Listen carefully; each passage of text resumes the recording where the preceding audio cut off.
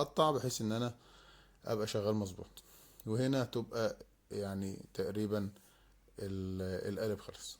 وطبعا ان شاء الله هو الفيديو الجاي اللي هنصب فيه هعرفكم طريقة الصب ازاي على المفرغ الواسع ده.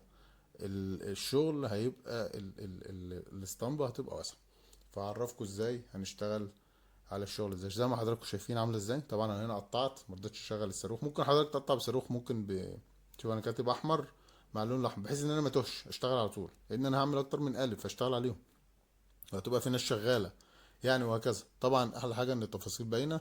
انا هنا وصلت للي انا عايزه. وان شاء الله فيديوهات جايه كتير يا جماعه. ان شاء الله فيديو الصب هيبقى الفيديو الجاي، والفيديو اللي بعده فيديو الالوان وبرضه بالشرح.